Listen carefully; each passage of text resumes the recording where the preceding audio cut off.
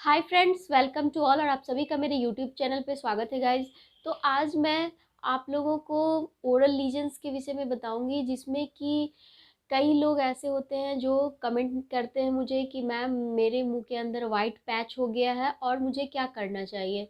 तो मैं गाइज बता दूं कि अगर आपके मुंह के अंदर, जैसा मैं फ़ोटो दिखा रही हूँ कि वाइट पैच है और वो बहुत ही कम जगह पर फैला हुआ है, मीन्स जो आपकी ओरल म्यूकोसा है, जो आपकी बकल म्यूकोसा है, उसके बहुत ही कम एरिया में अगर वो फैला हुआ है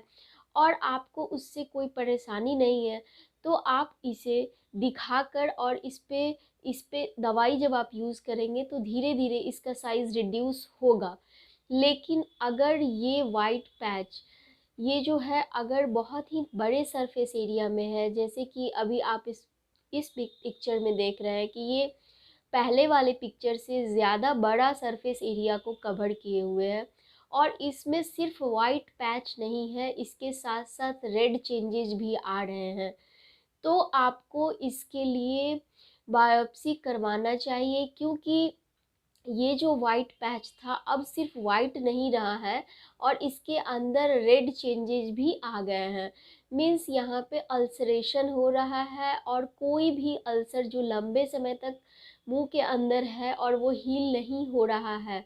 तो आपको इसके लिए बायोप्सी करवाना चाहिए और अगर ज़रूरत हो तो इसे कम्प्लीटली एक्साइज करवा देना चाहिए। लेकिन कंप्लीट एक्सीजन के पहले बायोप्सी मैंडेटरी होता है, क्योंकि अगर हम बिना डायग्नोस किए इसे नहीं हटा सकते हैं। अगर हमारा डिजीज़ नॉन कैंसरस है, मीन्स अगर वो प्री मैलिग्नेंट स्टेज में है, तभी हम इसे कंप्लीट एक्सीजन करेंगे। अदरवाइज अगर अल्सरेटिव लीजन वाइट पैच के साथ है और अगर यहाँ पे कोई भी सेल एटिपिकल हैं जो कि पूरे लेयर में फैले हुए हैं और उनके लिए जो डायग्नोसिस एस्टेब्लिश हुआ है अगर वो कार्सिनोमा है, तो हम इसे एक्साइज नहीं करके छोड़ सकते, क्योंकि आफ्टर एक्सीजन कई बार हमें रेडियो और कीमोथेरेपी लेना पड़ता है। तो गाइज विदाउट बायोप्सी हमें इसे कंप्लीट एक्साइज नहीं करवाना चाहिए। तो ये तो चेंजेज हो गए, जो पहले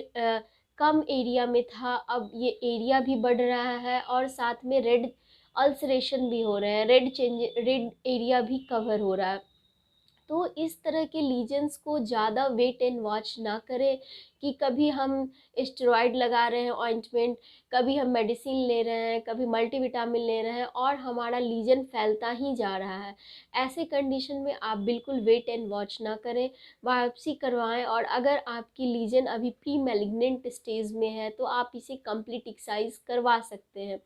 इसके बाद एक और स्टेज आता है जिसमें कि प्रोलिफरेशन होता है, मीन्स ग्रोथ होता है, जैसा आप इस फोटो में देख रहे हैं। तो ये 3 स्टेज में अलग अलग आपको दिखा रही हूँ, अलग अलग तस्वीर के साथ समझाना चाह रही हूँ कि अगर आपके किसी भी ओरोफेशियल रीजन में, अगर मान लीजिए कि आपका जो मसूढ़ा है, जो आपका जिंजाइवा है, जो अटैच जिंजाइवा जिसे हम लोग कहते हैं, वहाँ पे ग्रोथ हो गया है, वहाँ पे प्रोलिफरेशन हो गया है, जैसा आप इस फोटो में देख रहे हैं, तो आप यहाँ पे नोटिस करेंगे कि ये सिर्फ जिंजाइवा तक ही लिमिट नहीं है, ये वाइट पैच, और इसके चारों तरफ सराउंडिंग में आप इरिथमेटस एरिया भी देखेंगे और ये जिंजाइवा से लिप की तरफ भी बढ़ रहा है। तो इस तरह से जब आपको चेंजेस ज़्यादा मात्रा में मिल रहा है तो आप बिल्कुल वेट एंड वॉच ना करें, क्योंकि हमारा ये पर्पस होता है कि हम डिजीज़ को अर्ली डायग्नोस करें और उसे अर्ली ट्रीट करें, सो दैट कि पेशेंट के जो चांसेस होते हैं ठीक होने के वो ज़्यादा रहे। तो अगर आप इसे लंबे समय तक यूं ही छोड़ देंगे तो फिर जो हमारा जो ट्रीटमेंट का रिज़ल्ट आएगा वो भी कॉम्प्रोमाइज़ होगा, क्योंकि अगर आप अर्ली स्टेज में किसी भी चीज़ को डायग्नोस करते हैं तो आपके लिम्फ नोड के इन्वॉल्वमेंट, स्पेशली ओरल कैंसर्स में मैं बात कर रही हूँ, तो जो लिम्फ नोड का इन्वॉल्वमेंट होता है वो कम हुआ रहता है या लेवल 1 तक होता है, मैक्सिमम लेवल 2 तक होता है। लेकिन अगर आप इसे लेट डायग्नोस करते हैं तो जो लिम्फ नोड का इन्वॉल्वमेंट होता है वो लेवल 5 तक भी पहुंच सकता है। तो जो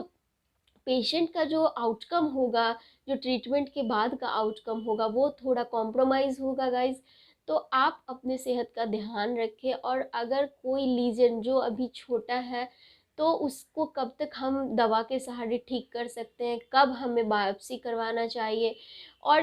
इन सब चीज़ों के लिए हमें किनसे मिलना चाहिए, तो आपको इन सब चीज़ों के लिए सलाह लेनी चाहिए और इसको इग्नोर नहीं करना चाहिए। उम्मीद करती हूँ कि दिए गए आज की जानकारी आपको अच्छी लगी होगी, और आप इसी तरह की वीडियोज़ अगर देखना चाहते हैं तो इस चैनल को लाइक और सब्सक्राइब ज़रूर करें। Thank you.